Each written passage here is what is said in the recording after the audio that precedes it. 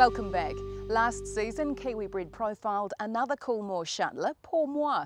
We revisited Windsor Park stud to check out the son of Monjou's first crop of Southern Hemisphere foals.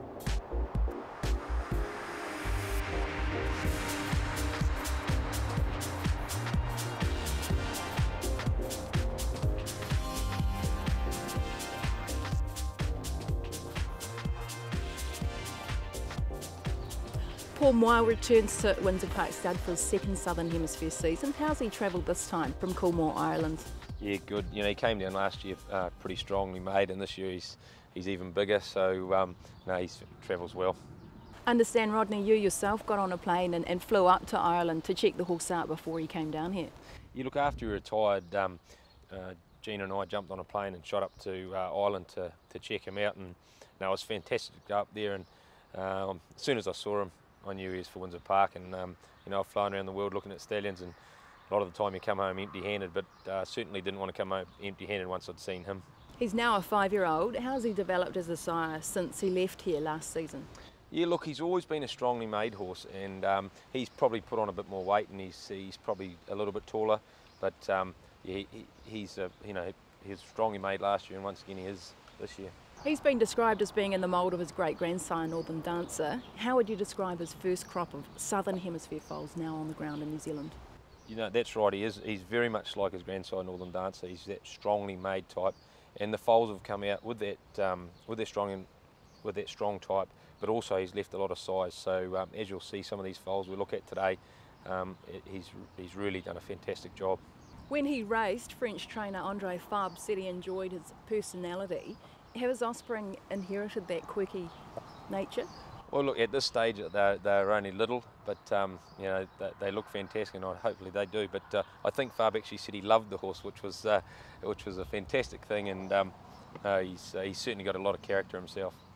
Monjou produced 3 English Derby winners, Pour Moi one of them, in a display that's probably never been seen since, coming from last, passing the entire field, awe-inspiring acceleration. Do you expect that to be passed on to his progeny? Well, as many people know, we expect that of our stallions to have a really good turn of foot at the end of the races, and you don't see many better than that Derby.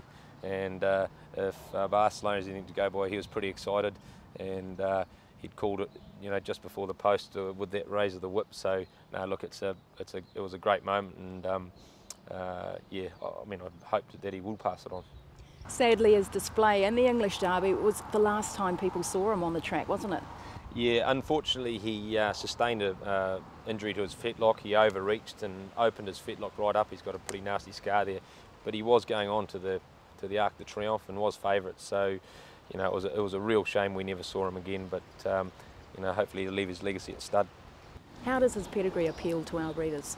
Oh, look, you know, he's by Monjou out of Darshan mare, and it's bred on the same saddle as well as Darshan crosses as High Chaparral, so that sort of blood's worked as well. The mare's done a great job stud. She's had 3 stakes winners, so no, I think he'll really suit New Zealand. How confident are you breeders will return based on the progeny he's leaving? Oh, look, you know, it's always hard in the second season, but once people have seen these foals, you know, we've started to get a bit of momentum now, and he's going to serve a good book. How well is Windsor Park patronising him this time round? Oh, look, you know, we always have to support these stallions when they're down here, but on the looks of his foals, you know, he has all sorts of types at this stage foal down, and they're all a really strong line, so he's going to be an easy horse to mate to, and you can go back with confidence this year that you're going to get a good type. What type of mares, Rodney, would you like to see come to Pour Moi? Oh, look, we've always been in the mould, you know, he's a staying sort of stallion, and really those middle distance to staying mares is probably, you know, what we'd like to breed to him, and he will hopefully put that turn of foot into those mares. You've dropped his fee this year from 18 to 16,000. What does that indicate? Oh, just once again, you know, we've got to address the market at where it is. It's very competitive out there, and we're trying to do the best for the breeders.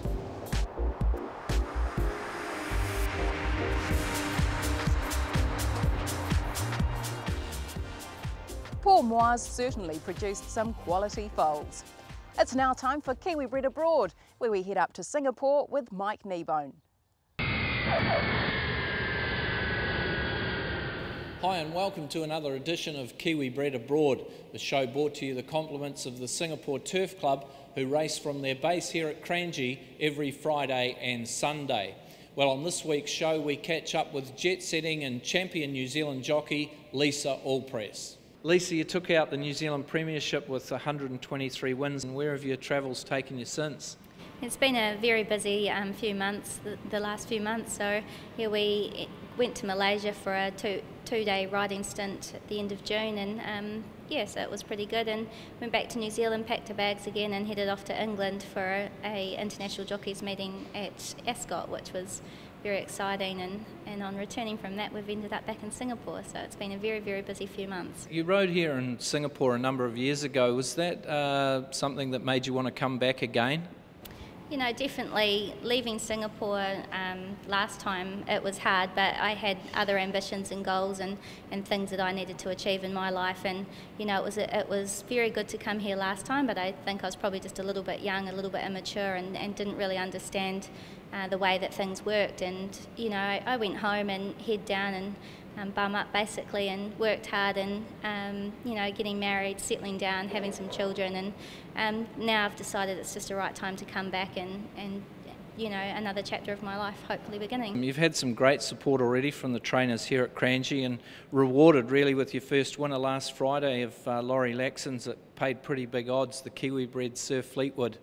Yeah, it was a nice surprise for the end of the night. You know, on the betting, he obviously wasn't in the market, but you know, good old Kiwi attitude. You go out there and try hard, and luckily the result came my way. So you know, he's a nice old horse. He's won a fair few races now up here, and I think, you know, the way he ran the other day, he's probably still got a couple more. So it was a nice effort. A lot of hard work still, but a lot less travel, of course, especially, you know, when you've been travelling all across New Zealand to get to the race meetings. And how are you enjoying staying in one place? I love it. You know, I'm at home every afternoon with the boys and with Carl, and you know, I get up early in the morning, I'm at the track, I'm probably one of the first out there each morning, and you know, I like to hang out here and ride as many as I can and get round to the trainers and you know, make myself known. And at the moment it's working well for us, and I'm really enjoying, you know, the support that I'm getting from the trainers here has been fantastic. The Singapore Turf Club have given you a 3-month contract, and what's the long-term plan? I guess it's to stay as long as you can. Well, hopefully, you know, so long as things go well here, and so long as Carl and the boys are still happy and everything's ticking along, then, you know, I love Singapore and I love the racing here. It's exciting. Obviously the money's very good here, but also just the lifestyle and, you know, the whole atmosphere is just amazing. It's pretty male-dominated, the racing ranks here in Asia, and apart from having the ladies' jockeys room to yourself here at Kranji, are there any other major differences racing against these guys? So far, you know, the jockeys have been very kind and very nice to me, and you know, obviously I don't know whether they see me as a threat or not, but hopefully one day they will. And you know, you couldn't get a nicer bunch of guys. They're very professional, they're very helpful, and you know, I've had a few whispers in my ears, you know, to, you know, things that I could improve on here, and they've all been very helpful. So it is male dominated, but I like that, you know, it's good, it's a challenge for me, and it keeps me on my toes. Yeah, well, and you're getting full books of rides too, so that really does show that they appreciate your talents. Your career wins now up to 1,060 at my last count, $13 million in stakes. It's a pretty huge effort. I was just wondering, is Ocean Park still the best horse that you've ever ridden? Ocean Park's definitely the best horse I've ever ridden. You know, not too many people can say they've won on a Cox Plate win. It just wasn't the Cox Plate, but you know, he's a very, very good horse, and it's a shame that he you know, had to retire early, but I'm sure he'll make his presence felt in the stallion rings. Well, there you have it, Lisa Allpress, the champion jockey, and it's not going to be long before she's making her mark here at Kranji Racecourse in Singapore. Well, that's it for this week. On behalf of the Singapore Turf Club, we'll see you next time.